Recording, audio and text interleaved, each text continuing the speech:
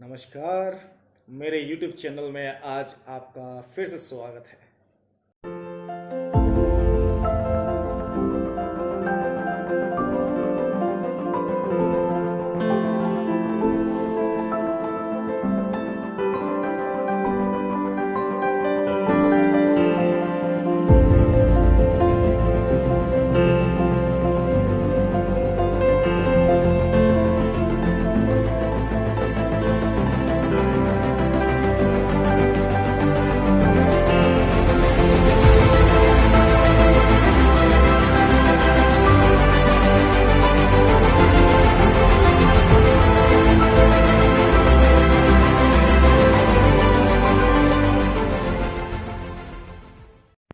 तो जैसा हमने कल तक देखा था कि डेवलपमेंट क्या होता है, किस तरीके से इनकम रोल प्ले करती है, कैसे other factors main role play करते हैं और किस तरीके से वर्ल्ड बैंक इस वर्ड को कंपेयर करती है।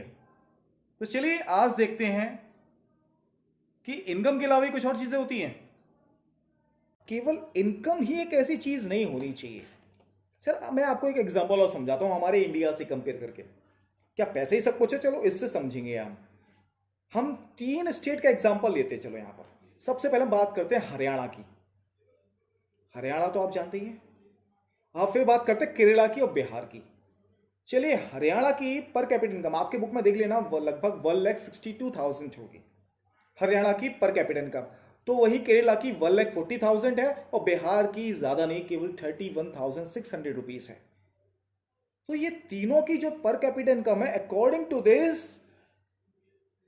according to this, which state is most prosperous? Which state? Yes, you are right, Haryana. लेकिन मैं अब आपको दूसरी चीजें बताता हूं, जरा आप उनके हिसाब से बताना कि वाकई में जो मैंने बोला वो सही था या नहीं सही था।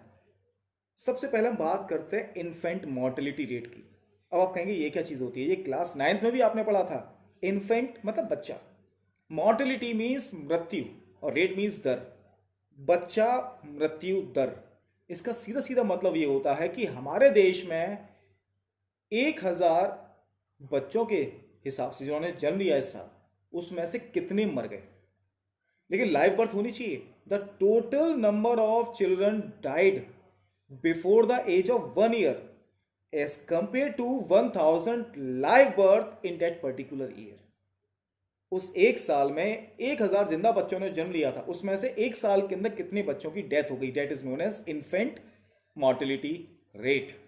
और फिर नेक्स्ट अगर एक तरीका बताता हूं, लिटरेसी रेट। ये तो आप जानते ही होंगे कि कितने लोग पढ़े लिखे हैं। फिर बात करते हैं नेट अटेंडेंस रेशियो। लेकिन हम ये नेट अटेंडेंस रेशियो 14 और 15 ईयर्स के लिए बात करते हैं।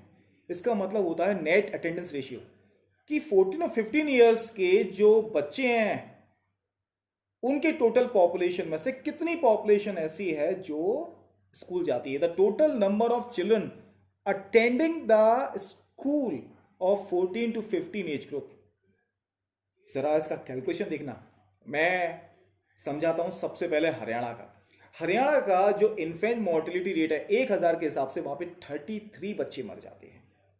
और केरला में आता है केवल 10 और बिहार में 38 होंगे, शायद थोड़ा बहुत ऊपर नीचे हो सकता है, 38 होंगे। लेकिन लिटरेसी रेट की बात करते हैं, 82% लिटरेसी है हरियाणा में और 94% लिटरेसी रेट है आपकी, 94% समझिए होंगे केरला में। और बिहार में ओनली 62% लिटरेसी रेट है।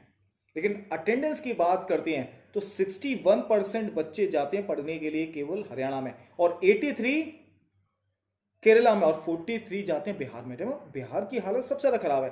अब इन 3 कहानियों से हमें यह पता चला कि अगर हम इनकम को छोड़ दें, अगर हम इन्फेंट मोर्टेलिटी रेट देखें, लिटरेसी रेट देखें, नेट अटेंडेंस रेशियो देखें, then Kerala is much ahead of Haryana. सोचिए, क्या पैसा ही सब कुछ है यहां पर? क्या पैसे सब कुछ आ सकता है? मेरे हिसाब से नहीं आ सकता। जस्ट इमेजिन कि आपके पास बहुत पैसा है but you are not able to save yourself from the harmful diseases. You are not able to make your children literate. तो क्या मतलब हुआ ऐसे पैसे का? You might have seen a movie 3 Idiot. उस 3 Idiot में वो जो रियल वाला रणछोड़ दास था, उसके जो फादर थे, वो एक डायलॉग बोलते हैं, मुझे आज भी वो डायलॉग याद है। वो कहते हैं कि यहाँ का सबसे बड़ा बिजनेसमैन हूं मैं, सब मेरे सामने मेरा सलाम ठोकते हैं, मेरे सामने आते हैं सलाम ठोकते हैं, लेकिन जैसे ही मैं पीठ पीछे करता हूं सब मुझे अंगूठा छाप कहते हैं। That means money is everything. I think no, money is not the thing which everybody wants. Yes, they want money, but instead of that, there are many other goals, there are many other things which people want. They want that their child should live. सोचो क्या बीतती उन parents पर जिनके बच्चे 1 साल से पहले मर जाते होंगे।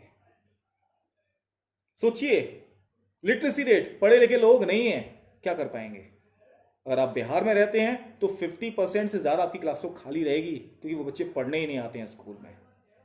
तो इससे पता चला होगा कि व्हाट इज मोर इंपॉर्टेंट। सब कुछ है, राणा के पास पैसा बहुत है, लेकिन उसके बावजूद भी वो पीछे है केरला से। अब हमारा नेक्स्ट टॉपिक है इसमें पब्लिक फैसिलिटीज की बात करते हैं जरा हम। देखो पब्लिक फैसिलिटी, इससे मैं आपको वो मनी से चीजें समझाऊंगा। इसमें एक डिफाइन लिखी होगी, money in your pocket can not buy everything. जो मनी आपके पॉकेट में है ना, can not buy all the goods and services which you want. चलिए कैसे, जरा इसके एग्जांपल्स देखना जरा। इस समय सबसे ज्यादा कोविड-19 अफेक्ट कर रहा है। जरा सोचिए, सबसे ज़्यादा अफेक्टेड इस दुनिया में कहाँ हो रहा है? यूरोपियन कंट्रीज़ में, the most advanced and rich countries. वहाँ के पैसे भी उन्हें नहीं बचा पा रहे हैं। इसका मतलब वो कैसे प्रिवेंट किया सकता है? By social distancing. ये सोशल डिस्टेंसिंग तभी सक्सेसफुल होगी जब पूरी सोसाइटी मिलकर साथ दे इस चीज़ का, मिलकर काम करे। काम करने का मतलब हर कोई इसका पालन करे। क्या इसमें पैसे काम करेंगे? I think no. समझ में आया? तो money can not buy your safe environment until and unless your whole society is agree with it. अब बताइए चीपेस्ट तरीका क्या है प्रोटेक्ट करने का? अगर हम हर कॉलोनी वाले अपने लिए अलग अलग सिक्योरिटी गार्ड रखें, या सब मिलकर एक सिक्योरिटी गार्ड रख लें, चीपेस्ट भी आप समझ सकते हैं। अब पैसों की और बात करते हैं। मान लीजिए आप गांव में पढ़ना चाहते हैं, but in that village all the children did not want to study, तो आपका मन लगेगा? नहीं लगेगा, जब तक आपके पेरेंट्स आपको किसी ऐसे स्कूल में ना भेज दें जहां पर बच्चे ना, जब वहां पे बच्चे पढ़ना चाहते हो। That means your education is still depend on the other children who want to study. If they want to study, तभी आपका मन लगेगा वहां पर। तो money in your pocket can not buy everything which you want. मेरे हिसाब से आपको ये वाला टॉपिक क्लियर हुआ होगा। चलिए अब हम बात करते हैं कि केरला की फैसिलिटीज अच्छी क्यों हैं। क्योंकि आप जानते हैं वहां पर लोग हेल्थी हैं, because they are eating a healthy food. वहां पे public distribution system, ration system बड़ा अच्छा काम करता है। और उनके साथ अगर कोई प्रॉब्लम होती है, they are much well educated that they can solve their every problem. इसीलिए। और हमारे यहाँ पर क्या है, चलो चलो आज दुकान बंद है, आज कोई नहीं आएगा, तो नहीं आएंगे सर आप, ठीक है बंद है। लेकिन वहां क्वेश्चनिंग करते होंगे कि क्यों आज क्यों बंद है भाई, रीजन दो, रिटर्न में दो आप हमें। तो बेचारे ऐसे कोई काम कर ही नहीं सकते। तो इसका मतलब हेल्थ और न्यूट्रिशन स्टेटस जो है वो इलिटरेट पीपल का वीक होता है as compare to the literate people. चलिए अब तक मैंने आपको वर्ल्ड बैंक के बारे में बता दिया, अपनी कंट्री के बारे में बता दिया, मैंने आपको बता दिया कि मनी से हम सब कुछ नहीं कर सकते, लेकिन कंपेयर तो भी होना चाहिए। चलिए मैं आपको बताता हूं कि आप कैसे पता कर सकते हैं कि आप हेल्थी हैं।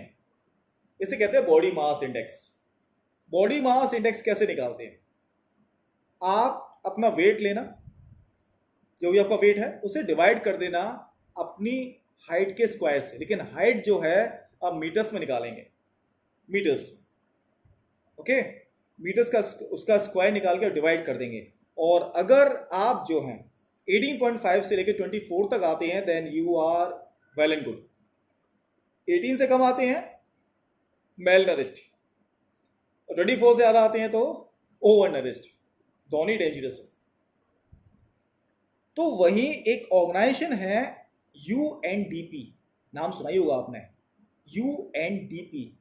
इसका नाम काफी फेमस है इस वर्ड में, यूनाइटेड नेशन डेवलपमेंट प्रोग्राम। ये आपकी बुक में कहीं भी इसका मीनिंग लिखा हुआ है? कहीं भी इसकी बात नहीं लिखी हुई है, इसीलिए आप ज़रा ध्यान से पढ़ना इसे, क्योंकि इसके बारे में बुक में डिफाइन नहीं दी हुई है बिल्कुल भी। ओके, तो ज़रा प्लीज़ ध्यान से पढ़ना इसे। इसमें क्या है, आपका जो टेबल दी हुई देखो आपके बुक में, आप ज़रा इस बुक को खोलेंगे तो आपके बुक में एक टेबल आई होगी। अब ज़रा उस टेबल में कई सारे क्राइटेरियाज दिए होंगे आपको। यूएनडीपी क्या काम करता है, देखो वर्ल्ड बैंक से वो अलग कैसे है। वर्ल्ड बैंक के बारे में मैंने आपको बताया था कि पर कैपिटा इनकम से कंपेयर करती है वर्ल्ड बैंक, बताई थी वाली बात मैंने आपको। लेकिन वर्ल्ड बैंक जब कंपेयर करती है केवल पैसों से, यूएनडीपी वहां पे तीन चीजें लागू करता है। पर कैपिटा इनकम, पैसों की बात आ गई सीधी, हेल्थ एंड एजुकेशन, इन तीनों चीजों से कंपेयर करता है आपका यूएनडीपी। उसके हिसाब से केवल एक चीज ही काफी नहीं है, a country must be compared with different criterias, और वो क्राइटेरिया जो है उसके हिसाब से पर कैपिटा इनकम, हेल्थ और एजुकेशन है। चलिए देखते हैं वो कौन कौन से हेल्थ और एजुकेशन को कंपेयर करता है। तो जो मैं आपको डाटा बताने वाला हूं, प्लीज नोट डाउन, वो ह्यूमन डेवलपमेंट रिपोर्ट 2018 के हिसाब से। तो पर कैपिटा इनकम नेचुरली है। दूसरा है हेल्थ के बारे में जब हम देखते हैं तो लाइफ एक्सपेक्टेंसी एट बर्थ, और एजुकेशन में ये देखता है mean year of schooling 25 years के लिए देखता है, 25 ईयर्स। ये इसके तीन क्राइटेरियाज हैं। इसमें मैं आपको पर कैपिटा इनकम पता होगा, स्कूलिंग के बारे में पता होगा, लेकिन लाइफ एक्सपेक्टेंसी एट बर्थ ज़रा मैं ये समझाता हूँ आपको। इसका मतलब होता है कि जब किसी एक बेबी का जन्म होता है ना, तो उस समय हेल्थ को देखते हुए ये एस्टिमेट किया जाता है, ये एक्सपेक्ट किया जाता है कि ये कितना जी सकता है। समझ में आया? तो it is the estimated life of a person at the time of his birth. ये बेसिकली देश की हेल्थ कंडीशन को देख के लगाया जाता है अंदाज़ा, ऐसे नहीं लगाते हैं। तो चलिए मैं कंपेयर करता हूँ आपको इस चीज़ को लेकर। तो सबसे पहले मैं आपको बताता हूँ कि 189 कंट्रीज़ को लेकर ये अपना रिपोर्ट बनाता है, और हर कंट्री को उसकी कंडीशन देख के एक रैंक देता है, जिसे कहते हैं ह्यूमन डेवलपमेंट इंडेक्स। एक रैंक बनाता है, ह्यूमन डेवलपमेंट इंडेक्स देता है 189 कंट्रीज़ में। और शायद आपको जानकर इस बात का दुख होगा कि हमारा कंट्री 130 नंबर पे आता है। 130। हमारा जो पड़ोसी है ना साउथ में श्रीलंका, वो 76 नंबर पे आता है। तो चलिए पर कैपिटा इनकम की बात करते हैं। तो 11,326 पर कैपिटा इनकम जो है ना, वो पर कैपिटा इनकम जो है वो श्रीलंका की। इंडिया की पर कैपिटा इनकम इसके हिसाब से 6,356 है। ये डाटा 2018 के हिसाब से थोड़ा ज़्यादा हो गई है। और हम बात करते हैं पाकिस्तान की, म्यांमार की, इनकी पर कैपिटा नियर अबाउट 5,000 है। लेकिन लाइफ एक्सपेक्टेंसी ने तो मुझे वाकई में सरप्राइज कर दिया। लाइफ एक्सपेक्टेंसी अगर हम बात करते हैं श्रीलंका की तो 75.5 ईयर्स है, मतलब वहाँ पे एवरेज इंसान 75.5 ईयर्स जीता है। तो वहीं इंडिया में 66.8 है, 66.8, लेकिन म्यांमार में 66.7 और पाकिस्तान में 66.6। डेट मीन्स वो हमसे ज़्यादा पीछे नहीं है। मैं ये टेबल का डाटा आपको एक क्लिप में दिखा दूंगा, आप उसे ज़रा सेव कर लीजिएगा। इसके बाद हम बात करते हैं स्कूलिंग की। स्कूलिंग में 10.9 जो आता है स्केल का मेजरमेंट, वो है सबसे ज़्यादा हमारे एशिया में श्रीलंका के पास, मतलब एशिया नहीं, हमारे इंडिया के आसपास जो कंट्रीज़ हैं। और हमारे इंडिया का जो आता है वो 6.4 है, और 4.9 आता है म्यांमार का, और 5.2 आता है पाकिस्तान का। तो चलिए मैंने आपको बताया, लेकिन ज़रा कंपेयर करते हैं वर्ल्ड बैंक को और यूएनडीपी। तीन डिफरेंस बताऊंगा, तीनों नोट कर लेना ज़रा। World bank per capita income से कंपेयर करती है, UNDP per capita income, health और एजुकेशन से कंपेयर करती है। वर्ल्ड बैंक कंट्रीज को केवल इनकम के हिसाब से डिवाइड कर देती है, हाई इनकम, लोअर इनकम और मीडियम इनकम। तो वहीं जो आपकी यूएनडीपी है वो हर कंट्री को ह्यूमन डेवलपमेंट इंडेक्स देती है, एक अलग से पूरा नाप तोल करके। और थर्ड डिफरेंस है वर्ल्ड बैंक का जो कंसेप्ट है वो काफ़ी नैरो है और यूएनडीपी का जो कंसेप्ट है वो काफ़ी वाइडर है। अब कैसे हम डेवलप कर सकते हैं, अब ये बात आती है। तो केवल इसका एक ही तरीका है, ज्योग्राफी में आप उसे पढ़ेंगे ज़रूर, इसमें ही बताऊंगा मैं आपको, और वो तरीका है सस्टेनेबल डेवलपमेंट। इसकी प्रॉपर डिफाइन क्या है? प्रॉपर डिफाइन है that the development should take place in such a way that it should not pollute the environment and we should also not compromise with the need of the future generation। मतलब इस तरीके से development होना चाहिए कि हम ना environment को पॉल्यूट करें और अपनी फ्यूचर जनरेशन की नीड के हिसाब से भी उनको कंप्रोमाइज ना दें, मतलब उनके रिसोर्स को हम यूज ना करें। सबसे बेस्ट एग्जांपल आपके बुक में ये दिया हुआ है वो है ग्राउंड वाटर का। आप जरा देखिए, आस्क योर पेरेंट्स, और अपने पेरेंट्स से पूछिए कि आपके ग्रैंड पेरेंट्स के टाइम पर, आपके ग्रैंड पेरेंट्स है तो आप उनसे पूछिए कि वाटर लेवल कितना ऊंचा था। When I was a kid there was a hand pump in my home and when I asked my father what was its ground level, they just told about 40, but now 320 feet। That's the difference, 40 feet and 320 feet, big difference।